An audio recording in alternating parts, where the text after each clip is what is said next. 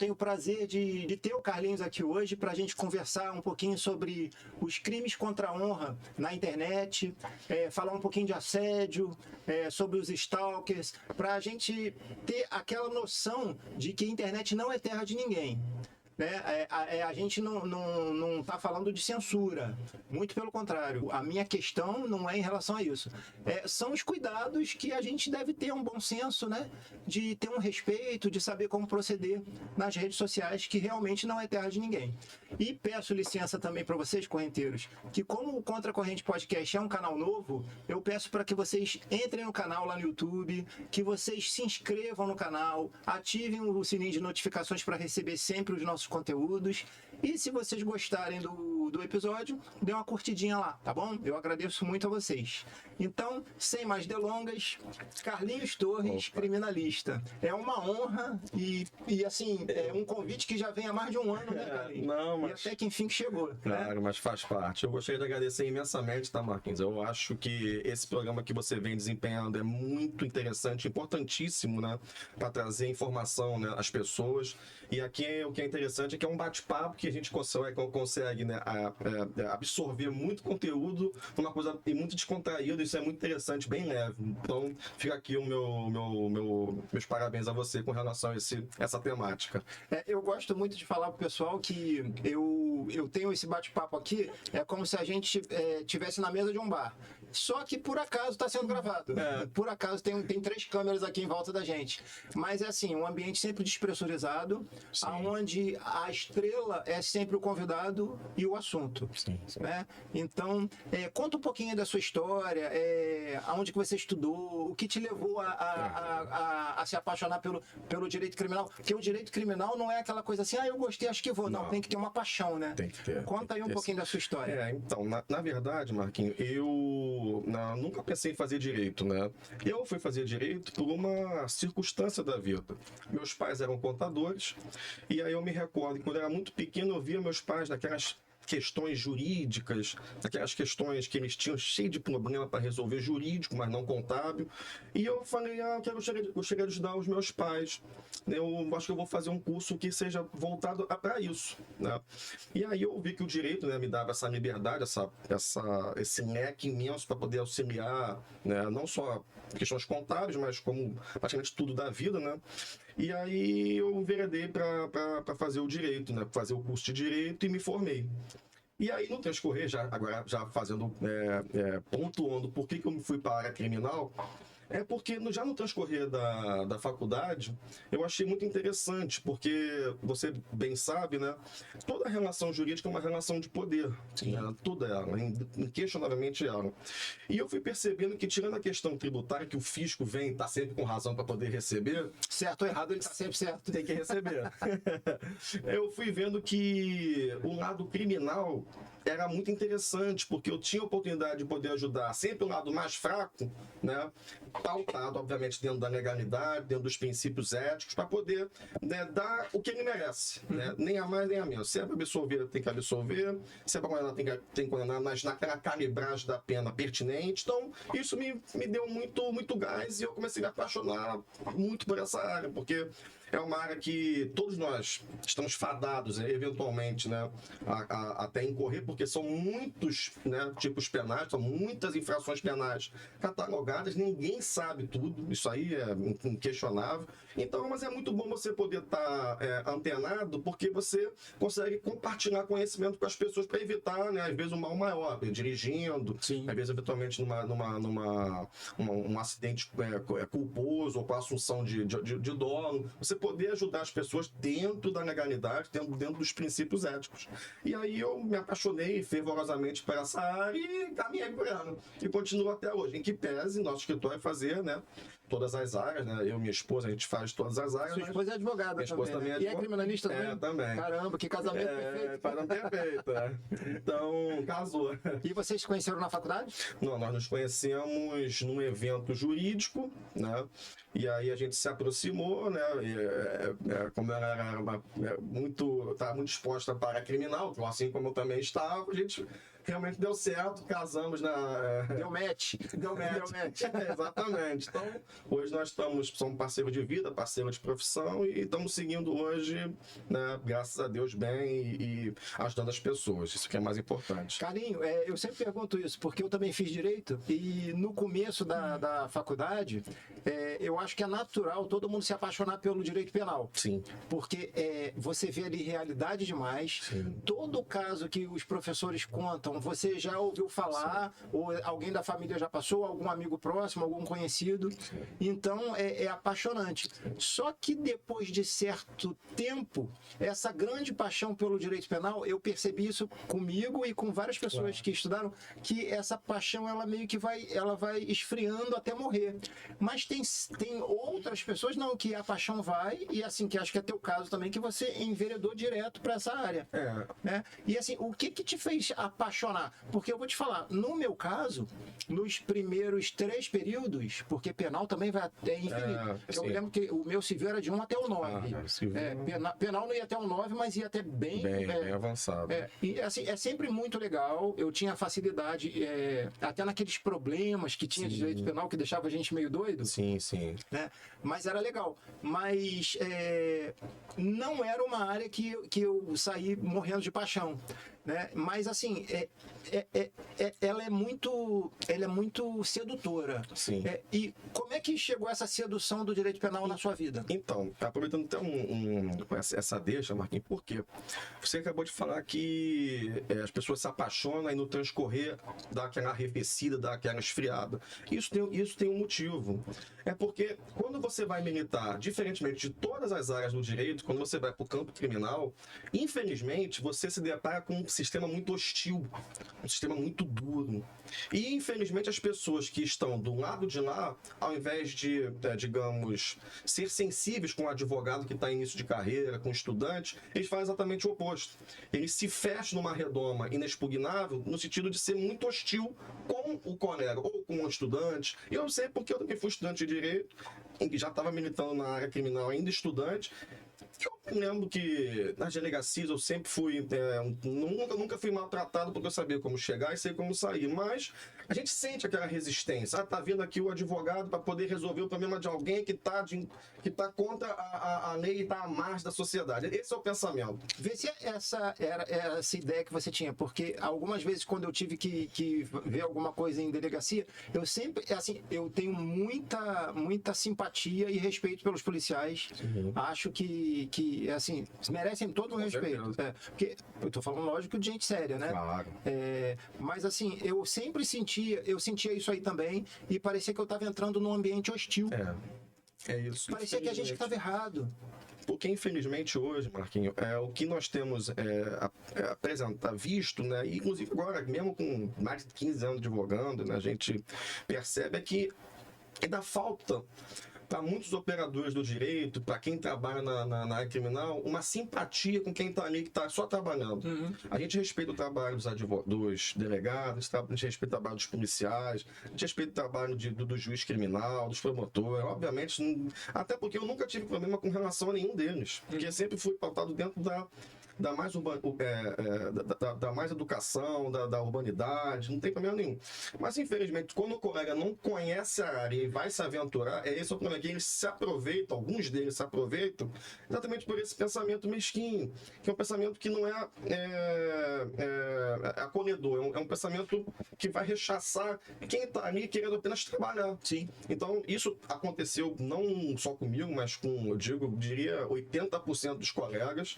E isso demove a vontade das pessoas até de se aprofundar na área criminal. Uhum. Porque ele pode ter muito estudo acadêmico, catedrático, mas quando ele vem para a área de atuação, ele se depara com essa barreira, né, muito hostil, e o que faz ele desistir e perder o encanto. Sim.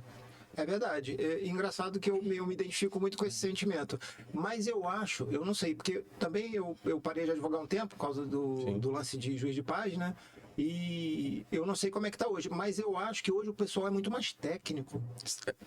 Nós temos que ser, né? E deu uma evoluída muito boa. Porque eu nem sei se esse ambiente hostil ainda existe. Eu acho até que não, mas assim, não é mais a minha realidade, então eu não sei dizer. Existe, inclusive hoje, para você ter uma noção, o Supremo Tribunal Federal já bateu o martelo dizendo que o advogado pode gravar a audiência. E não fez nenhuma restrição. Se é uma audiência que tem o manto do segredo de justiça, se é audiência de adjudicação, de monitória, não tem ressalva. Só que, infelizmente, tem muito juiz que ainda insiste. Eu vejo no Instagram de vez em quando. Então, quer dizer, isso é uma forma que desprestigia não só o advogado que está ali trabalhando, mas desprestigia, inclusive, a própria estrutura do judiciário. Porque se o Supremo Tribunal Federal, que é o órgão de cúpula do judiciário, está dizendo, olha, vamos caminhar dessa maneira, não compete a mim dizer que está errado, nós temos que cumprir. Eu posso dizer, olha, não concordo, mas temos que cumprir. Sim. Infelizmente, você vê que a gente tem que tá bradando para implementar um direito que já está segurado há muito tempo. Então, isso, infelizmente, hoje é uma situação de preocupação. E vira também, de repente, uma grande perda de tempo, né? Porque aquilo não era nem mais para ser tratado. Não era nem para estar sendo discutido. E pior que é o seguinte, nessa discussão, que já não tem mais nem o porquê questionar, tem uma pessoa que está aguardando uma tutela jurisdicional. E ele está vendo o advogado brigar com o juiz num direito que ele já foi alertado. Olha, existe o direito de ser gravada a audiência, e ele está vendo a situação tomar um rumo que ele não gostaria que tomasse. Verdade. E acaba atrasando o lado dele, né, também. Exatamente. Que assim, o que pensa, não tem nada com isso. Exatamente. Porque é o direito, exato. Porque é o direito dele que está sendo jogado. Verdade. Carlinho, vamos entrar um pouquinho no assunto aí de internet. Sim. Né? Infelizmente, eu já cheguei a essa conclusão já tem um tempo. A grande maioria das pessoas, eu vou botar aí uma porcentagem aí de mais de 90% até, não sabe o que é bom senso. Aí tem gente que fala assim, mas o que é bom senso? Qual é a sua definição de bom senso? Pode não ser igual a minha. Eu acho que bom senso, ele tem uma base, é a base para todo mundo. Sim. Não tem essa, o que é para você, o que é para mim. Sim. A gente, no fundo, a nossa consciência diz o que é. Sim. Né? E as pessoas, elas entram ali e elas simplesmente falam de tudo, fazem de tudo. E, assim, pode até atrapalhar a vida de muita gente, né? Porque fica muita gente com medo, em pânico, em desespero. Mas vamos começar a falar um pouquinho dos crimes contra a honra, que é muito fácil acontecer. É o que mais acontece, né? Eu acho que os crimes contra a honra, né? Calúnia, injúria e difamação. Eu acho até que a injúria e a difamação são os mais fortes. Sim, Calúnia acontece, mas não tanto, né? Porque é a imputação falsa de crime. Então isso aí, a pessoa já tem que ser bem mais louca, né? Ou falsear, né? Com informações picotadas. Às vezes ela vai e constrói uma história. Isso, faz uma edição, né? Faz uma edição da história isso real. É muito comum, infelizmente. Mas como é que tá isso? Você tem casos sobre isso? Sim. Como é que é? Vamos esmiuçar um pouquinho de cada um, que é pensamento para os correnteiros aí, que tem muita gente que não conhece o mundo jurídico, né? Sim. E explicar um pouquinho a diferença de um para o outro. Sim, como você bem disse, né, Marquinhos? A gente, na verdade, né, o direito ele vem para regulamentar relações sociais, né? Então, antes de qualquer coisa, é bom que se diga isso, que as pessoas acham realmente que estão diante de um laptop, de um computador, e tem voz, né? Tem carta branca para fazer e digitar, falar qualquer tipo de coisa. Faço o que eu quiser. Faço o que quiser. E não é bem assim, né? Não é. Porque se fosse assim, nós não precisaríamos ter regramentos jurídicos, né? Bem firmes, bem delineados, para poder, né, tá, digamos, pautando a relação social. Então, isso tem que ser bem esclarecido. E dentro desse contexto, nós temos, né, realmente tipificações que resguardam o bem jurídico honra, que são os crimes de calúnia, difamação e injúria. Resumidamente, para quem está nos ouvindo, né, para poder discernir o que é, né, cada tipo penal desse, né, a calúnia é você atribuir falsamente a alguém um fato específico determinado, sabendo que a pessoa não cometeu aquele crime, ou se o crime existiu, atribui a pessoa falsamente ao ocorrência daquele crime. Então, ou seja, é um fato específico, determinado, que a pessoa sabe que aquela pessoa não cometeu, mas atribui a ela, ou propaga, né, ou veicula. A difamação é também um fato específico que não é crime. Então, é você atribuir a alguém uma conduta específica também, mas que não se enquadra num tipo penal, dentro do Código Penal em leis esparsas. É como se fosse atribuir a alguém uma conduta que macula a honra dela diante da sociedade. Sim, a sua moral, a sua honra. Exatamente. Por exemplo, dizer que um homem casado vai a prostíbulos, né, isso é uma conduta, naquele prostíbulo específico, recorrente, procura fulano, etc. Isso é uma conduta que, né, já... Ainda que seja verdade, né? Ainda que seja verdade.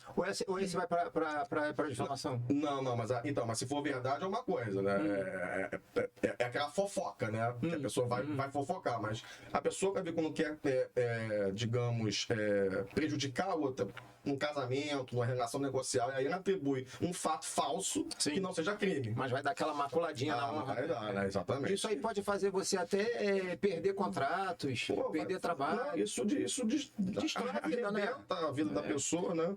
E a injúria é você atribuir uma pecha, né, de ladrão, marginal, estelionatário, alguém, sem individualizar uma conduta. Resumidamente, seria as diferenciações para cada tipo. Ela te dá o título, mas não diz o que você fez. Exatamente. É o estelionatário, é o 7-1, é o marginal. Aí já estamos no campo da injúria, que é o mais comum, inclusive, diga-se de passagem, né?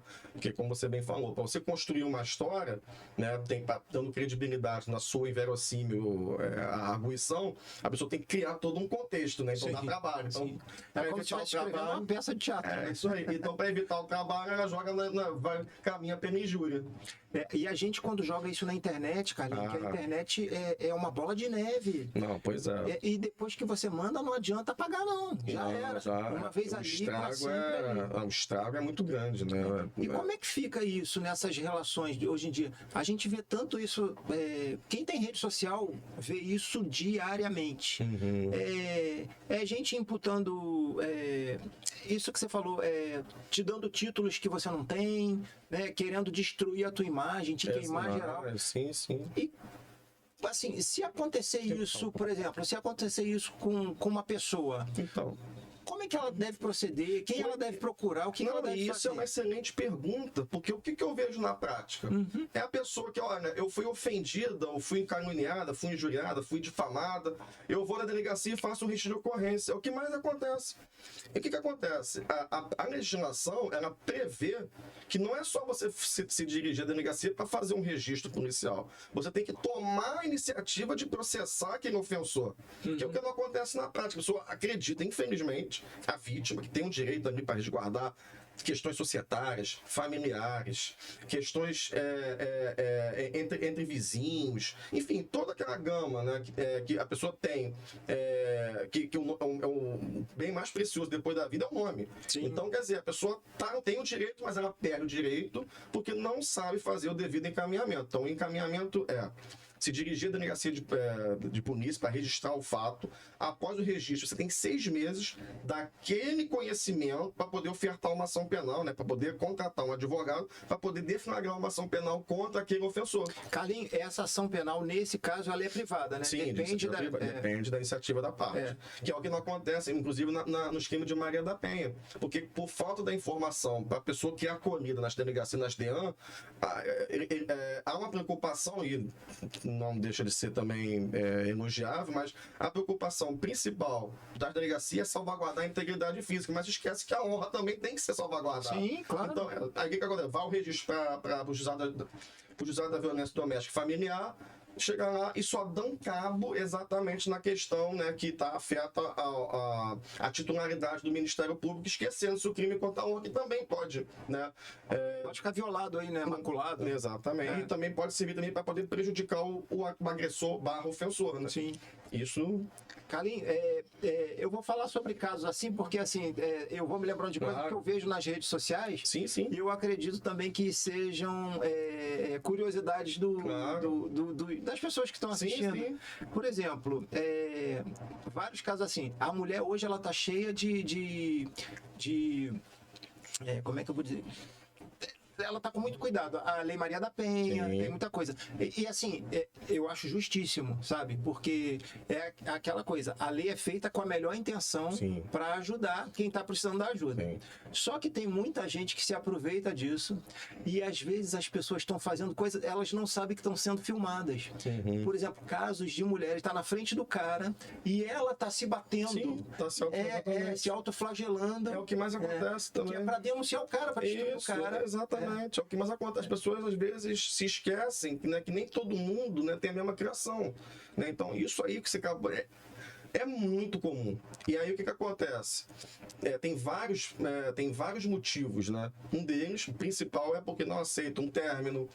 Tem a questão da vingança, porque às vezes o homem quer a guarda dos filhos em comum, não quer partilhar um bem da forma que a ex-companheira ou esposa, né, gostaria que fosse. Aí o que acontece? Vem a vingança, vem toda uma manipulação para poder exatamente prejudicar e conspurcar. Prejudicar não só financeiramente, mas acabar com a reputação da pessoa. É o que mais tem hoje, assim.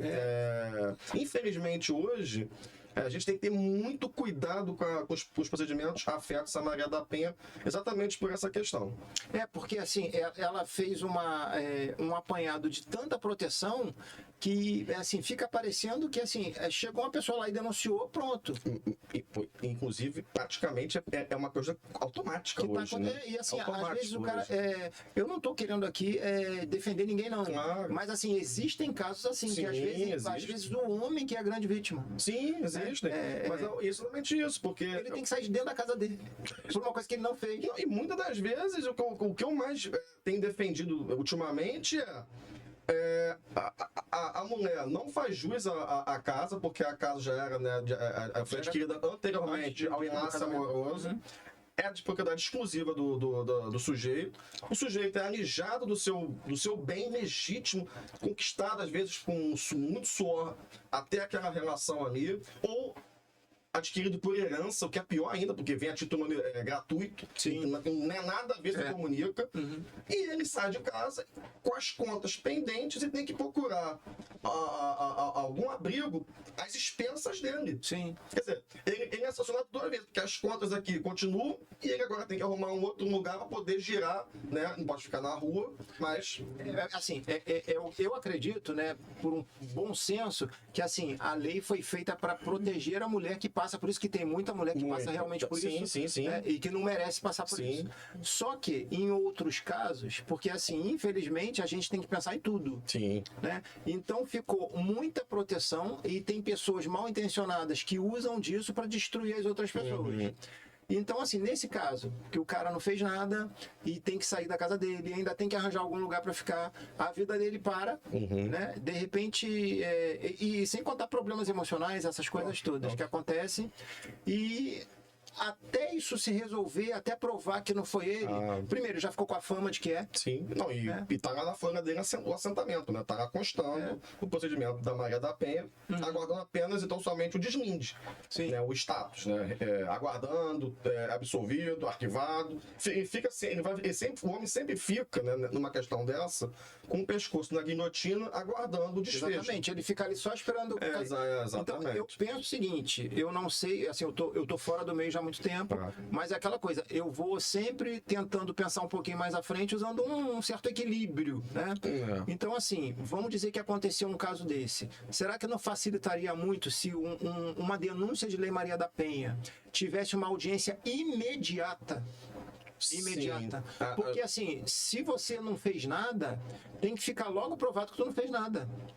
Assim, lógico que não é tão fácil provar logo de cara, mas assim, tinha que ser uma coisa assim, aconteceu um negócio, teve a denúncia, então assim, vai expedir lá o mandato para ele sair e de repente uma restritiva, não pode nem chegar perto de ninguém, né? Aí, só que a pessoa que não fez nada, a pessoa que não merece passar por aquilo, deveria ter, qualquer pessoa, né? Qualquer caso nessa lei, o que eu penso, ter alguma audiência, alguma coisa muito rápida para para já começar Sim. dali uma linha. Resolver a questão, né? Para resolver, porque assim, não fui eu preciso, eu preciso estar na minha casa, eu preciso.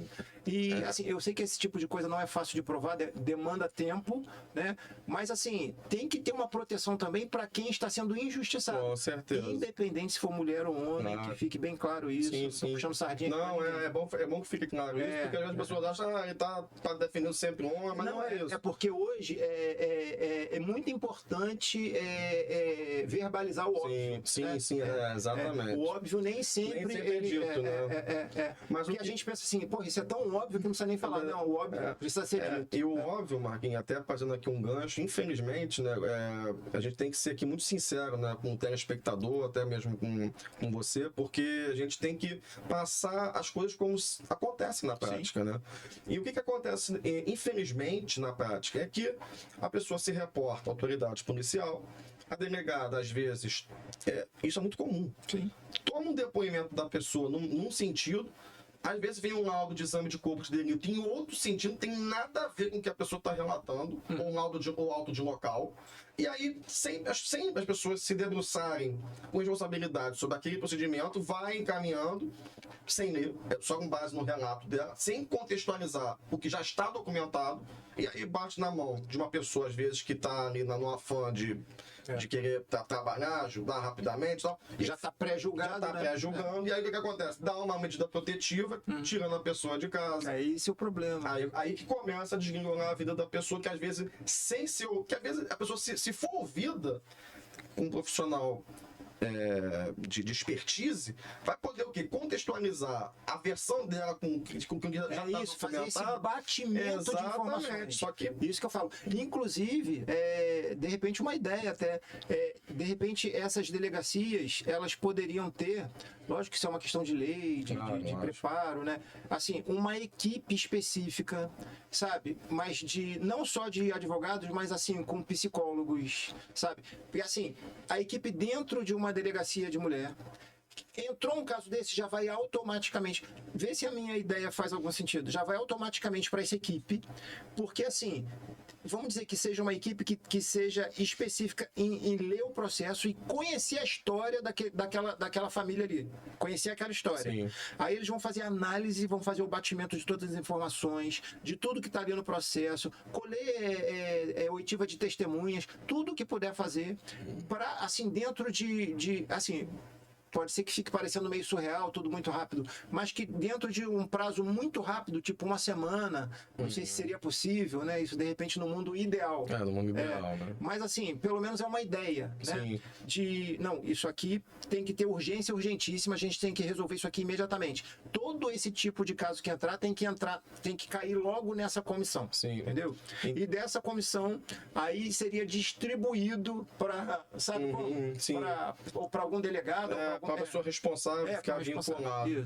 Na verdade, os atendimentos da TEDADEAN são rápidos, né? A gente não pode também, né, dizer que não são uma coisa que acontece efetivamente no mundo empírico, né? Acontece realmente bem rápido, né? Os atendimentos, né?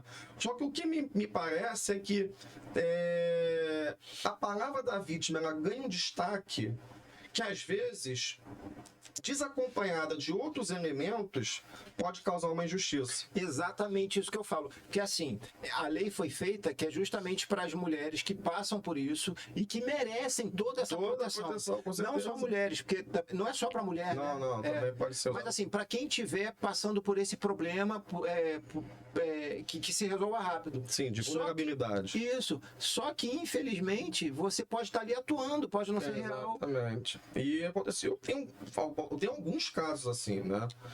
Tem muitos, então, por isso que eu trouxe a voga. Exatamente. Eu tenho alguns casos exatamente assim, que é uma pessoa para reverter um senhor de 70 anos que foi acusado pela avó, né, a avó materna, que ele teve um filho de forma extraconjugal, né? Uma pessoa bem mais nova. Então, a mãe da menina, mas forjou uma história que para resolver demorou 2 anos. Um ano e 4 meses. Que até então ele estava sendo acusado de estupro de vulnerável da sua própria filha. Ele tem uma empresa de duto, né? isso deu rusgas na empresa que ele trabalha com. Claro, vai perder cliente. Perdeu cliente, perdeu credibilidade com fornecedor, com pessoas que ele transacionava, pessoas do convívio social dele. E a intenção dessa pessoa foi exatamente isso, foi de destruir. Foi destruir. Porque ela objetivava um fim, receber um pensionamento. Ela queria guarda menina para que ela fosse pensionada pelo genitor, no caso, esse meu cliente. E no final das contas é mais do mesmo, né? No final das contas é só para que essa união ela tenha sido pelo menos feita para um bom negócio no futuro. Exatamente. A gente vê isso desde sempre. Eu acho que infelizmente isso nunca vai acabar. Não. Porque faz parte, infelizmente, da natureza humana, né? Então, realmente. Mas vamos trazer mais esses problemas de internet, sim. porque é o que a nossa realidade hoje é a internet, né? Hoje ninguém vive sem ela. Não, hoje a internet é um instrumento, é o menor canal hoje, né? Um instrumento de trabalho, família, amigos, né? Estudo. Então, assim, tudo hoje gira em torno da internet. E como você bem colocou, né? Não pode ser uma terra de ninguém. Uma terra de ninguém, né? Então tem que ter um regramento, tem que ter pessoas que protejam, né, não só a liberdade de expressão, mas também ao mesmo tempo, né, a honra, né, a honorabilidade das pessoas que estão ali, né, utilizando de uma ferramenta útil para a sociedade, né? Carlinhos, aproveitar que a gente está exatamente nesse tema, porque assim, as pessoas quando elas não têm um conhecimento real de lei, de equilíbrio, então elas podem pensar assim, o que você está querendo aí é que tem uma censura, então não tem nada a ver com censura. Nada a ver com censura. Vamos esmiuçar isso aí. De responsabilidade não tem nada a ver com censura. Tem nada a ver Porque com eu acho o seguinte, eu acho que você está ali, você tem a liberdade de você falar o que você quiser. Sim. Só que mas tem você uma coisa. É responsável pelas suas falas. Toda ação tem uma reação. Exatamente. Você sabe que se você estiver praticando ali um crime, isso vai ter consequência para você. Exatamente. Agora, eu também não concordo, porque você não pode falar tal palavra, porque você não pode fazer assim, porque tá assim hoje, né? Até para você escrever determinadas coisas, falar sobre determinados temas, não pode. Bloqueio, né? Tem que ter por exemplo, não pode escrever determinadas palavras, tem que mudar a letra por número, essas coisas assim. Então, como é que fica esse equilíbrio entre responsabilidade e censura? E deixar claro que uma coisa tem nada a ver com a outra. A primeira coisa que nós temos aqui que deixar bem claro é que censura é uma coisa, liberdade de expressão é outra. A censura, ela não pode ser endossada, mas a liberdade de expressão sempre deve ser endossada, mas com responsabilidade. Exatamente. Porque eu costumo dizer o seguinte, nós temos uma Constituição Federal, né, de 88, que foi promulgada em outubro de 88, que ela é uma Constituição muito perfeita, a meu sentir, porque ela tem inúmeros capítulos que ela define e delimita praticamente a organização do Estado inteiro e a forma que o Estado se dá com a sociedade. Então, por exemplo, eu tenho uns amigos economistas que falam assim, costumam falar assim, não, nós temos a mão invisível de Adam Smith, como se o mercado se resolvesse sozinho. Eu costumo falar para ele o seguinte, olha, tudo bem, mas essa formatação é uma formatação antiga, por isso nós temos que ter uma regulamentação no mercado, porque senão o empresário engole o outro e aí acaba que vai dar um cartel, né? Vai dar um monopólio. Então por isso tem que ter a regulamentação. Senão vira terra de ninguém. Vira um quebra-quebra. Então todo tema que tem que ser tocado é a mesma coisa na internet. O que a pessoa tem que entender é que você tem que ser livre para escrever o que você quiser. Mas muito vai passar pelo que você falou, de ter um bom senso, porque por mais que a pessoa não seja do mundo jurídico, existe uma coisa chamada bom senso, que é chamada exatamente aquele recheio cultural. Hoje você destilar, né, ódio contra minorias ou contra um dado grupo ou um segmento, você tem que entender que você está cometendo ali primeiramente, uma coisa que falta muito uma sensibilidade. E isso vai eventualmente resvalar no campo criminal ou no campo civil. Sim. Então, eu acho que se a pessoa tiver introjetado essa cultura, esse jeito de agir, uma das coisas se resolveriam facilmente. Você quer ver uma coisa, Carlinhos, fazendo uma vírgula aí que você está falando? eu sempre penso assim, por exemplo, quando você vai falar alguma coisa que você precisa ter cuidado, antes de você falar, pergunta para sua intenção o que ela quer com aquilo. Porque você vai ter a resposta na hora, tá?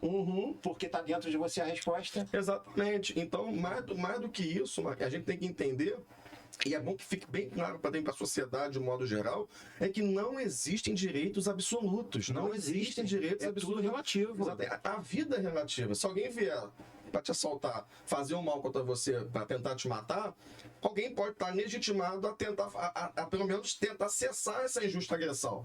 E ainda que isso tenha que culminar na morte do ofensor. Por exemplo, num roubo, num estupro, num sequestro. Então, a vida é relativa. Você imagina um crime contra a honra. Como é que você tem que se portar? Você tem que saber se portar dentro, né, de um campo racional, no campo educado, dentro do bom senso, dentro de uma linha que você, se eu tivesse ali, eu me machucaria. E eu costumo dizer também uma coisa que é muito interessante, que a pessoa acha que empatia é você se colocar no lugar do outro. Empatia não é isso. Empatia é você se colocar no lugar do outro nas condições do outro. Eu até estava conversando isso com o Fábio Macedo, que ele é o palestrante, a gente estava falando de perfis comportamentais, ele acha isso, eu também concordo com ele, tá? Que esse lance assim, a gente tem que ser empático e se colocar no lugar do outro. Só que a pessoa não sabe exatamente o que é isso. Exatamente. Porque assim, olha só a sua soberba de achar que você pode se colocar no lugar do outro e sentir a dor que ele sente. Você nunca vai sentir a dor que ele sente. A não ser que você saiba como ele é. A não ser que você já tenha passado. Exatamente. Mas mesmo você tendo passado, você não vai... Porque assim, cada um tem um sentimento, cada um tem tem uma sensação do que está acontecendo. Porque às vezes eu e você, a gente pode ter passado pela mesma história e você ter uma sensação e ter outra. De repente me marcou muito e você passou batido. Então assim, a gente tem que... É por isso que eu falo, tudo tem que ser conversado. Eu acho que tudo tem que ser analisado primeiro. Né? Exatamente. E outra coisa também assim, por exemplo, a gente vive num país de um espaço geográfico continental. Exatamente. A gente tem mais... A gente aqui na região sul, sudeste, a gente tem mais acesso às coisas, mas a gente sabe que não é no Brasil todo que acontece isso, infelizmente. Então, assim, vamos dizer que aconteceu algum caso desses que a gente está falando aqui, de assédio, de calúnia, injúria, difamação, e vamos dizer que uma pessoa mais simples, que não tem estudo, mas está ali gravado no celular dela, de repente, uma ameaça ou alguma coisa, ou uma chantagem. Por exemplo, se você desmanchar comigo, eu vou publicar os nudes todo que você me mandou, que isso acontece geral. E é o que eu gosto de falar, Carlinhos, é que todo o assunto aqui, ele, apesar de ser descontraído, ele é importante, ele é relevante. Porque a gente vai estar ajudando alguém. E se a gente ajudar uma pessoa, eu já fico feliz pra caramba. Com certeza. Entendeu? Então vamos dizer que a pessoa está passando por isso, mas ela mora num local que não tem acesso a muita coisa, às vezes não tem nem delegacia da mulher, sabe? Eu estou pensando aqui num caso específico disso, mas pode nem ser só com mulher. Então, assim, às vezes as pessoas não sabem como proceder, não sabem se aquilo que ela recebeu, se aquilo serve de prova, sabe? Se ela fizer uma gravação de conversa, se aquilo pode ser usado como prova, se de repente ela recebeu um direct com uma ameaça, se aquilo pode ser usado como prova. A gente sabe, é óbvio até, mas tem muita gente que não sabe. Então, você como advogado, como um especialista, né, nessas causas criminais, fala assim numa linguagem até um pouco mais simples, para essas pessoas entenderem como é que elas devem proceder se for assim num lugar de muito pouco recurso, mas a pessoa está acuada, está vivendo um medo porque está recebendo esse tipo de informação assim que está deixando ela desequilibrada, de ameaça, essas coisas todas. Como é que se procede num caso desse? Primeira coisa, ela tem que manter a calma, né? Tentar manter a calma dentro de um contexto, dentro do contexto possível. A recomendação é que ela tente preservar ao máximo, né, esses elementos que ela tem ali, né, com ela no momento, né, seja um print, seja a própria mensagem, SMS, enfim, o que ela tiver, guarde, e ela tem que procurar uma delegacia específica da região. Esse é o primeiro passo. Por exemplo, se a DEAN, ou se for o caso da mulher, é muito afastada, ela pode procurar uma delegacia porque toda e qualquer delegacia tem a obrigação de registrar a ocorrência. Sim, sim. E a delegacia é obrigada a trasladar o procedimento, ou seja, encaminhar o procedimento. É por isso que nós temos, inclusive, problemas aqui também no perímetro urbano, que as pessoas... Onde foi o fato? Em Jacarepaguá. Eu posso registrar a ocorrência aqui e daqui manda para lá. Sim. Não tem problema nenhum. Só que, infelizmente, mais uma vez, existe uma certa resistência, até mesmo para poder auxiliar e ajudar as pessoas. Então, a minha recomendação é que procure, né, primeiramente, né, uma delegacia mais próxima do local dela de residência, ou se não achar uma delegacia, se tiver, por acaso, um foro central ali perto dela, uma comarca, um juizado, alguma coisa assim, justiça, que ela procure ali para poder exatamente também documentar aquilo ali e a pessoa fazer, né? Pelo menos para se informar, né? Como agir. E ao mesmo tempo também, certamente vão encaminhar, né? Da menor forma pelos meios eletrônicos, aí vão fazer mais. Principalmente delegacia de polícia, que eu acho que esse é o menor caminho, mas lembrando que a mais perto, porque ali vai dar o devido destino para a demanda da pessoa, ainda que seja... vai saber como agir. Exatamente, né? Porque as pessoas ficam atreladas ao local do fato, a especializada, aí demove até mesmo o sentimento de querer, né, se autoajudar. E aí fica com esse embaraço de um empurra para cá, um empurra para lá. Não, vá na delegacia mais perto da sua residência. Sim. E outra coisa, vamos dizer, às vezes não tem nada que está documentado em direct ou em WhatsApp, rede social, nada. Mas às vezes tem uma testemunha que ouviu, Sim. ou então tem algum parente que sabe o que está vivendo. Isso tudo serve. Tudo serve como meio de prova. Basta documentar a qualificação mínima que seja, ou seja, um nome completo, ou se não souber o primeiro nome e um local. Sim. De contato da pessoa. Obviamente não pode ser Fernando e mora em Caraíso. Tem 300 milhões. Mas agora, Fernando que mora na Casa Verde, do lado do campo de futebol, do lado do lago, aí isso é relevante. Já fica mais fácil de achar a pessoa. E é totalmente, perfeitamente possível a localização e identificação da pessoa, que é um meio de prova testemunhal. Então, a pessoa que está sofrendo esse tipo de coisa, ela sabe que vai ter uma ajuda. Ela pode ficar tranquila em relação a isso, que ela não está sozinha ali. Não. Inclusive, diga-se de passagem, até nesse ponto a gente tem que elogiar o papel do Ministério Público, porque o Ministério Público hoje já começa a fazer edificações próprias em vários municípios de fácil acesso. Foi construído em Maricá um do lado do fórum, foi construído também um em Iguaba, pertinho também do fórum. Legal. Então, em Niterói é praticamente na frente da prefeitura. Então, assim, facilita bastante. Se por acaso não for possível a delegacia, pode procurar o Ministério Público, que certamente também vai ter um encaminhamento da menor forma possível. Muito bom. Carlinhos, outro caso que acontece muito, que para mim é muito assustador, é o seguinte, menores de idade que namoram, e hoje em dia as pessoas começam vida sexual muito cedo, né? Às vezes não sabe nem nada da vida, mas tudo bem.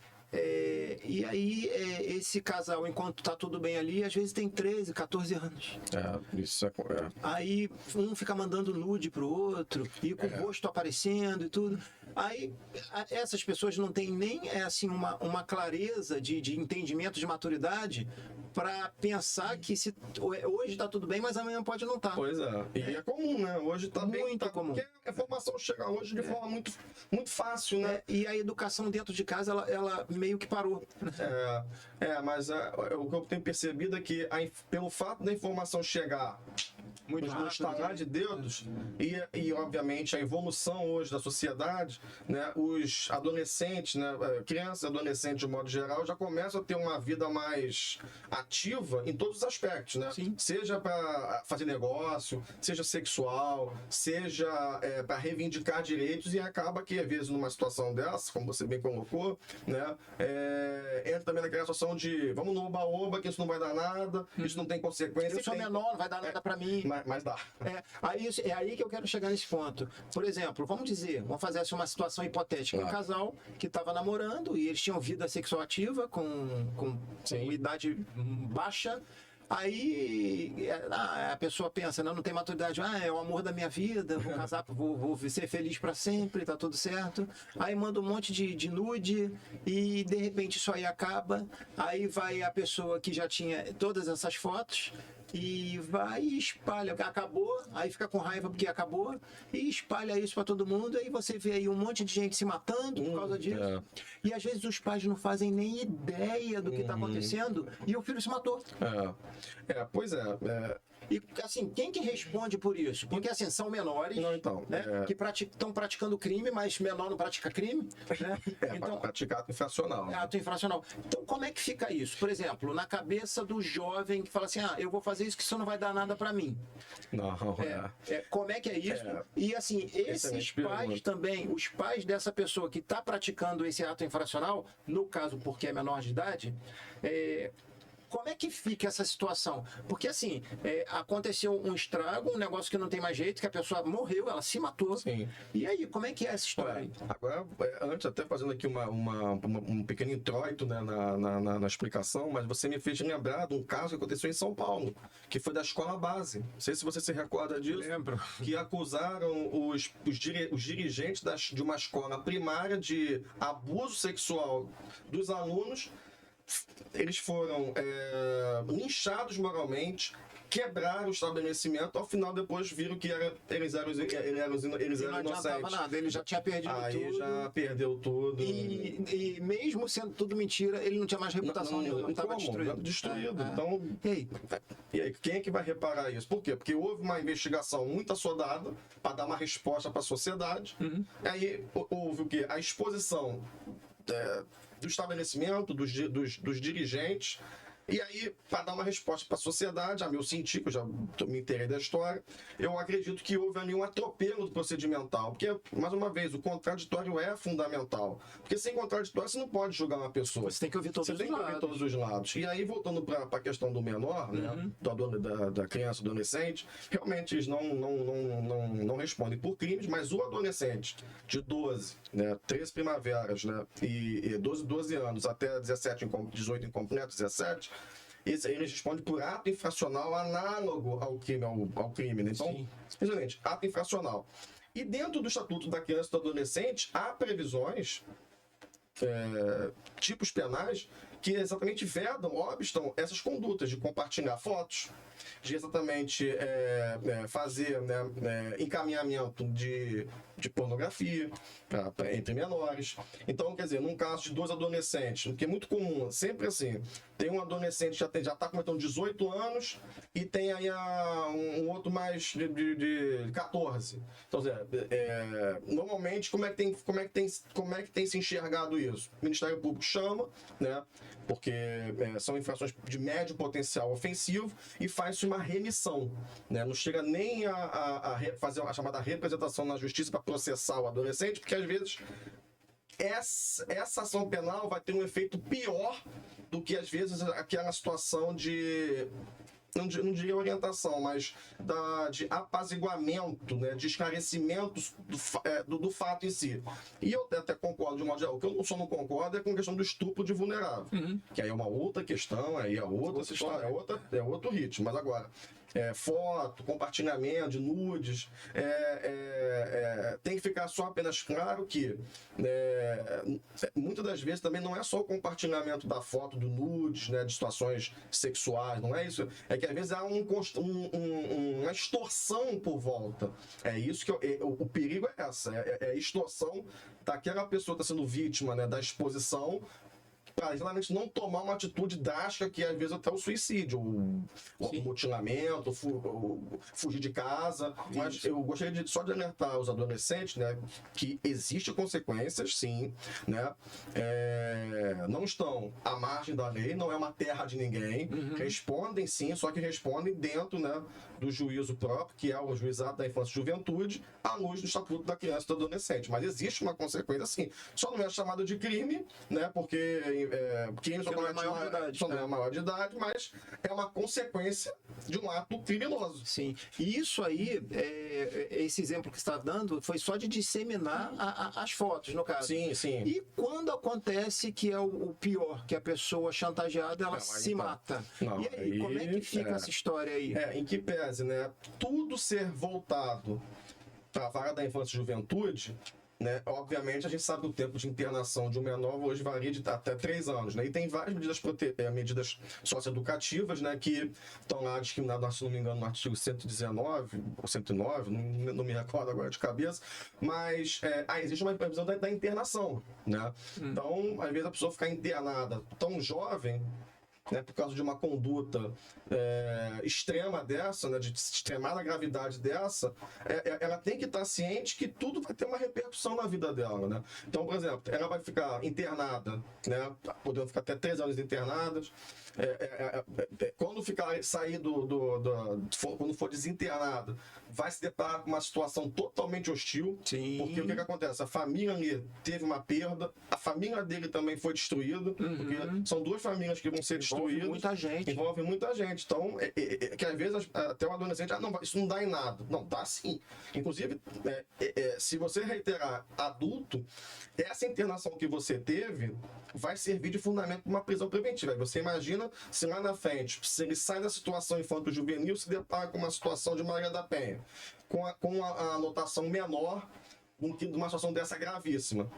Certamente vai pesar muito negativamente. Muito negativamente. E, Carlinhos, assim, para o menor, tudo bem, tem consequências. E, por exemplo, a pessoa que tirou a própria vida aí porque estava sendo chantageada. Os pais quando, às vezes nem tem pais, mas assim, quando tem. Porque eu falo isso porque às vezes isso está acontecendo, os pais nem fazem ideia do que está acontecendo e de repente do nada chega lá essa bomba no colo deles. Pode reverberar uma ação civil, né? Qual é a consequência para os pais? Então, em âmbito criminal, nunca vai ter repercussão, porque existe o princípio da individualização da emenda penal. Ali não tem mais volta. Vai ser no âmbito civil, né? Vai ser no âmbito civil. Mas também, diga-se de passagem, também não é muito comum, né? Porque, infelizmente, o que a gente repara, porque, primeiro, falta informação, né? Eu acho que as pessoas não têm a devida informação para poder, né, dar desdobramento ao direito que ele é assegurado. E, ao mesmo tempo, também, né, a desgraça foi tão acentuada que as pessoas, às vezes, mexer naquilo ali vai ser uma forma de relembrar toda uma tragédia. Então, às vezes, é muito comum também a pessoa também deixar de lado, mas em que pese, né, o direito a resguardar ali o ato ilícito de menor, né? No caso adolescente, ou por recurso próprio, se não tiver meio, que normalmente não tem, mas vai reverberar, acabar, né, caindo nos genitores, ou responsável. Carlinhos, eu fico pensando aqui, eu estou sempre pensando um pouquinho mais à frente. Claro. Imagina, são adolescentes, são pessoas que não têm maturidade, que agem muito por impulso, pela inconsequência, Sim. justamente pela falta de conhecimento da vida, né, das coisas, na maioria das vezes. E a pessoa vai lá, faz o negócio, achando que não vai dar nada. Só que, assim, eu sempre gosto de falar isso. Antes de você fazer, esfria a cabeça um pouquinho e pergunta para sua intenção, que é o seu eu interior, o que você quer com aquilo.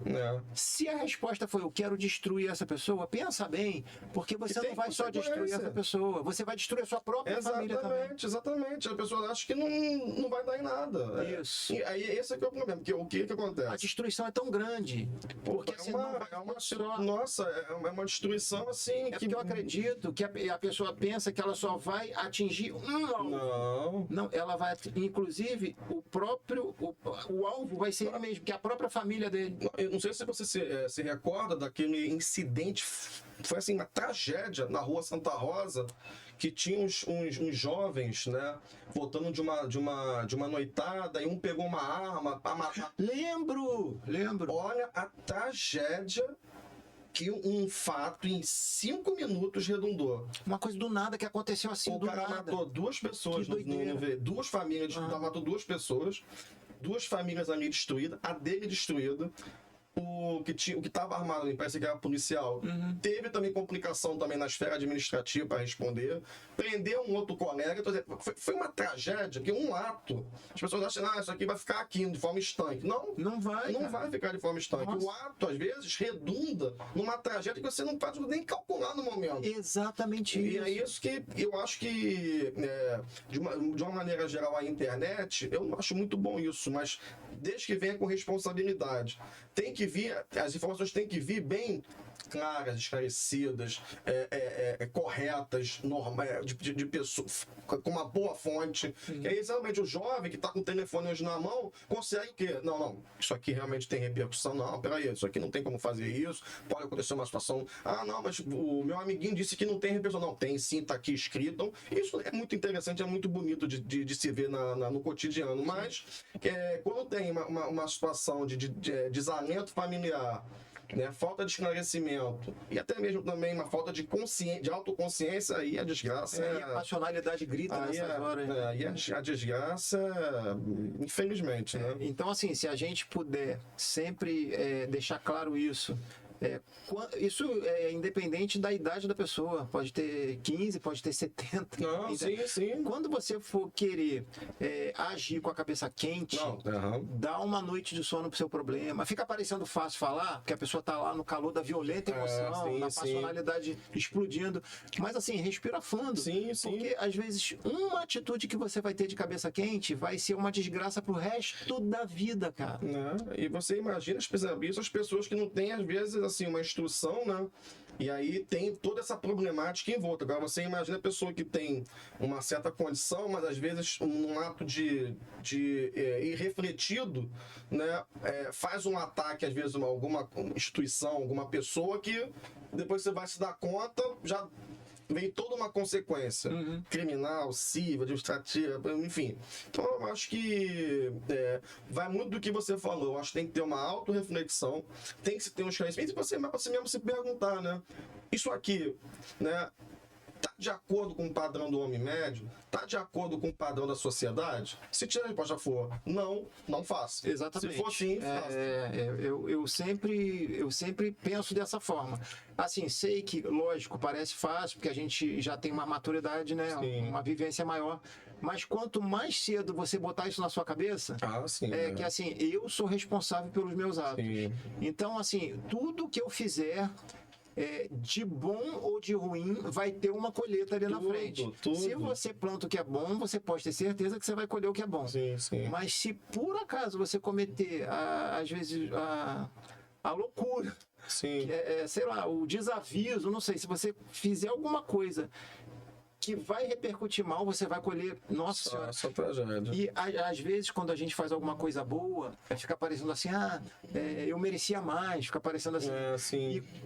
Mas pelo menos você recebeu alguma coisa ou vai receber. Sim. Porque eu acho que o universo é muito justo em relação a isso, a essas energias. Mas se você fizer uma coisa ruim, nunca é só um pouquinho que vem. Nunca é só um pouquinho que vem. Por isso que eu costumo dizer, se já tem as consequências danosas, ruins, com legislação, você imagina se não tem legislação. Exatamente. Contento. Você imagina a situação no mercado financeiro, por exemplo, essas os que foram presos vendendo criptomoedas, que fazem, na verdade, pirâmide. Se não tem um regulamento específico para isso, dentro do sistema financeiro nacional, dentro de uma legislação própria. Nossa, o prejuízo ia ser muito maior. Nossa, você imagina o prejuízo. Quebradeira danada. Exatamente. Aí você imagina se não tem regulamento. Carlinhos, vamos falar um pouquinho também, a gente já falou de todos os crimes, né? Vamos falar um pouquinho do stalkeamento. Sim. Como é que fica isso hoje? Porque eu não sei, sinceramente, se já tem uma lei específica que tem pena para isso. Tem. Né? Como é que tá isso hoje em dia? Graças a Deus, eu acho que nesse ponto o legislador andou muito bem, né? Porque hoje não existia previsão legal, hoje passa a ter previsão legal, tá lá no artigo 147A do Código Penal, né? Que é a figura do stalker, para perseguição. E é uma figura hoje que vem, dar respaldo, normalmente a mulher vítima, né, de violência no contexto, né, da violência doméstica e familiar, vem dar abrigo, né, guarida, a relações familiares de pai e filho, que às vezes tem uma relação de animosidade, até mesmo por questões de herança. Infelizmente, já me deparei com uma situação dessa, de perseguição, tio, sobrinho. Então, o crime hoje de stalking, ele veio muito bem para exatamente, né, dar respaldo a situações que antigamente não tinha, não se existia essa previsão legislativa. Então, eu acho que vem muito boa hora. E é claro, a gente deixa claro aqui que não é só a mulher que sofre o stalkeamento, no caso. O homem também pessoa sofre. Não, né? sim, qualquer pessoa. E na verdade, o stalking nunca vem sozinho. Normalmente nunca vem sozinho, né? É só um prelúdio de alguma coisa. Exatamente. Ele sempre vem ali para salpicar uma conduta principal, né? E o mais doido de tudo isso é porque às vezes você, quando ainda não tem certeza, você fica com uma sensação que tem alguma coisa esquisita. Sim. Uma sensação de que está sendo seguido. Sim. Ou que, assim, como é que alguém sabe disso? Sabe como? Assim, e quando você chega à conclusão, o negócio já está ali acontecendo há muito tempo. Exatamente. Mas aí essa é a questão, porque a perseguição, quando vem, porque logicamente, né, como tudo na vida, é um crime que a gente só vai dar seguimento se for uma coisa muito, efetivamente, assintosa. Sim. E ninguém vai negar assim, eu vou botar um stalk porque meu namorado tentou reatar um relacionamento, eu tava brigado com meu tio, com meu pai, ele tava me procurando para tentar reatar. Mas não é isso. Sim. O stalk é exatamente são condutas que afligem o psicológico da pessoa, que bota a pessoa em situação de neura. Não pode ficar neurótica. Fica neurótica. Não pode estar num restaurante, não pode estar num cinema. Agora, uma coisa interessante, por exemplo, que às vezes a pessoa pode falar assim, mas eu não tenho certeza, é uma sensação. Mas se a pessoa já tiver com essa sensação e já estiver ficando incomodada, quem que ela deve procurar? Não, veja bem, uma coisa... Porque às vezes a pessoa pensa assim, isso aí nem é nada, eu não tenho nem quem procurar. Mas tem. A delegacia de polícia vai fazer o registro. Se for Porque às vezes ela não sabe nem exatamente quem é. Não, mas aí já pode ser ameaça, genericamente. Se for uma coisa individualizada no tom de perseguição, aí tá lá, tem que configurar o perseguidor. Mas agora, se for uma situação de ameaça, anônima, por exemplo, ela também tem um caminho do registro que é ameaça, que é o caput do... Não, isso é até mais fácil. Eu tô falando assim, quando a pessoa tem uma sensação que tem alguma coisa errada e ela já tá começando a ficar com medo, mas ela não sabe exatamente, porque tem esse liame também. Então, mas aí ela vai fazer o registro de ameaça. Precisando para se resguardar. Porque porque é muito comum também a pessoa que está sofrendo uma ameaça assim, tô com essa situação, exatamente, tô nesse limbo aqui.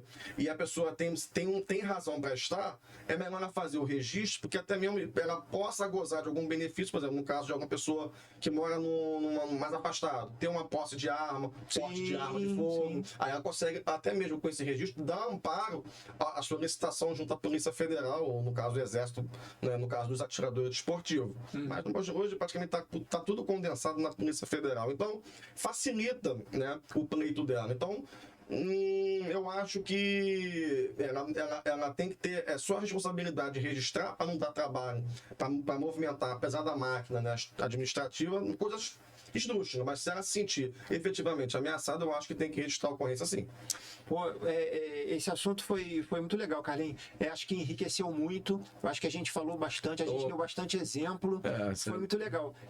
Eu queria que você deixasse, se você tem rede social, que você deixasse aí, por exemplo, de repente pode ter alguém assistindo aí e tá passando por algum problema assim e tá querendo conversar com um advogado especialista nesse caso. Como é que as pessoas te acham? Bom, as pessoas podem me achar, né, na rede social. Eu utilizo muito o Instagram, né? Meu perfil lá é Carlos Torres Advogado. Eu também disponibilizo no meu telefone também pessoal, que é o 21 99842 5180. Esse fica ligado para emergência. É igual o telefone de médico, exatamente, né? Isso aí nunca desliga. Que criminalista nunca desliga o telefone. Não dá para desligar. Então, facilmente conseguem me achar nesses canais. E lá também no Instagram eu consigo compartilhar um pouquinho da minha visão, do meu dia a dia, do meu trabalho. E quem gostar também pode ficar à vontade para sugerir, pedir alguma coisa, se tiver alguma dúvida. Fica à vontade, não tem problema nenhum. Isso aí é sempre um prazer. Pô, Carlinhos, eu quero te agradecer muito. Foi um papo que, pô, enriqueceu muito o Contra a Corrente Podcast. Eu fico muito honrado, porque já era um convite que a gente já estava alinhavando isso há mais de um ano, né? E deu certo. E eu acredito muito que tudo acontece na hora que tem que acontecer. Sim. E o nosso papo aqui foi muito rico, foi maravilhoso. Você é um cara muito inteligente, muito simpático, muito carismático. Eu gosto muito de você. Você é um cara maneiro. Obrigado. Quero deixar aqui. Eu quero até conversar um pouquinho, que eu chamo os meus seguidores de correnteiros, né? Que se vocês estiverem passando, alguém que vocês conhecem estiver passando por isso, por algum problema assim, pô, passa esse episódio para a pessoa, entra lá no canal do Contra a Corrente Podcast, se inscreve no canal, ative as notificações, dá uma curtida no vídeo, porque a intenção nossa aqui é sempre trazer um papo de utilidade pública, um papo relevante, que possa ajudar, de repente, alguém que está passando por esse problema e dar uma visão, clarear a estrada dessa pessoa, aonde que ela deve seguir, que atitudes ela deve tomar. Eu acredito que possa ajudar. Então, e a gente sempre conhece alguém, né, Carlinhos, que está passando por isso. E, infelizmente, o que falta é conhecimento. Exatamente. Infelizmente, é o conhecimento que as pessoas... Uma informação... A pessoa tem toda uma gama de direito que do primeiro pé até neco vem toda uma gama protetiva para ela. E às vezes, por causa de uma informação aqui ou acolá que ela deixa de obter, infelizmente é uma tragédia, é um fracasso. Eu acho que você o programa faz muito bem mesmo. Eu acho que sempre que possível eu for convidado aqui, eu estou sempre à disposição, porque eu sei que não ter uma informação, como eu disse, eu vim para ajudar os meus pais, porque eu sentia que eles não tinham informação jurídica para desempenhar uma boa questão contábil para a empresa que eles tinham na época. Então, às vezes, é melhor ter uma informação na mão do que, às vezes, você tá vendo coisas que não tem nada a ver, que vão te auxiliar, né, de uma forma mais concreta e efetiva. Acho que é isso. É isso. Eu quero pedir para você deixar aí uma opinião sua em relação a isso tudo, deixar uma mensagem para os seguidores e já vou te agradecendo, que eu vou deixar a palavra contigo agora. Obrigado. Por você ter vindo aqui, por ter podido vir hoje, e já fica convidado para próximos temas, né, que com certeza vai ser um habitué aqui do Contra a Corrente Podcast. Você pode contar comigo. Eu que agradeço a gentileza, eu fiquei muito lisonjeado com o convite, porque vi que você realmente deixa assuntos muito delicados, bem leves, a informação bem precisa, bem objetiva. Eu acho que realmente só agradecer mesmo. E eu gostaria de deixar para os seus telespectadores, né, para as pessoas que estão nos ouvindo, procure se informar. Eu acho que existem profissionais aí que estão, né, na ordem do dia para poder auxiliar. Não faça nada de cabeça quente. Procure se informar. Pessoal, tudo na vida existe uma regulamentação. Não existe terra de ninguém. Não existe hoje você chegar numa internet, né, no seu dia a dia profissional e pensar que você pode tudo. Não existe impunidade, né, cara? Não existe. Tanto que, como eu falei, são 16 mil pessoas presas no ano de 2024, no universo de 22 mil pessoas. É muita gente presa, às vezes por falta de um crime de receptação. O que é um registro veicular? Como é que se dá um contrato de compra e venda, de uma locação, às vezes com um contrato bancário? Como é que se estabelece o contrato bancário para não cair em golpe? Quer dizer, uma incomensurável gama de questões que as pessoas, por falta de informação, acabam, às vezes, sendo vítimas e incorrendo em situações, às vezes, delituosas, o que é muito triste, né? E pode ser um bom tema para o próximo bate-papo nosso, hein? Excelente. Porque, como eu disse, a gente advoga a gente já viu muita coisa. Então, assim, a gente já viu pessoas inocentes indo para cadeia porque... eu gostaria de comprar um veículo, mas a senhora está com registro? Não, estou com recibo de compra e venda, mas é papel de bom? Assim, mas meu filho, eu estou de boa fé, estava numa feira. Quer dizer, a pessoa, às vezes, por falta de discernimento, de conhecimento, às vezes, aí você vai ver a transferência para um laranja, de uma quantia expressiva, achando que está fazendo um negócio certo. Exatamente. Às vezes está incorrendo num crime. E está presa. Exatamente. Então, Carlinho, nós vamos parar por aqui, que senão vai virar uma minissérie. Mais uma vez, meus amigos correnteiros, eu peço para vocês, gostou?